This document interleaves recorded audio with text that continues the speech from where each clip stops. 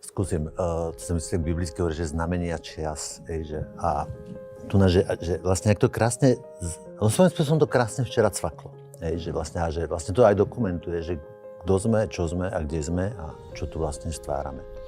V parlamente bol návrh zákona na zjednodušenie na ochranu vojnových hrobov.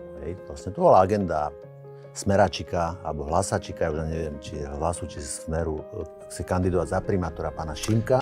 Takže tento chlapík chce byť primátorom Košíc a podľa mňa Košičania máte naviac, akože fakt si dávajte pozor. A doniesol teda, že ide ochrániť vojnové hroby, tak si doniesol do parlamentu návrh zákona. On je teraz už v druhom čítaní. A vy ste...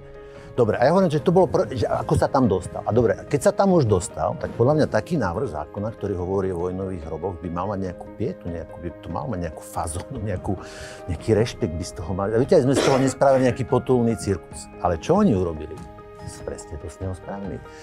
On bol včera, ho tam šupli do druhého čítania a nahádzali, tam vysypali na tie vojnové hroby, tam vysypali všetok ten legislatívny bordel, čo narobili.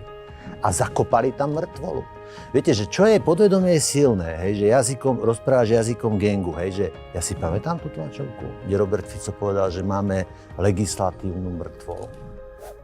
Viete, to je tak? Áno, jasné, že prvá zásadná zásada mafia, gengu je, že zbav sa tela, no tak máte tam mŕtvolu, tak ste sa aj zbavili. Tak včera, čo urobil Smer, Hlas a SNS?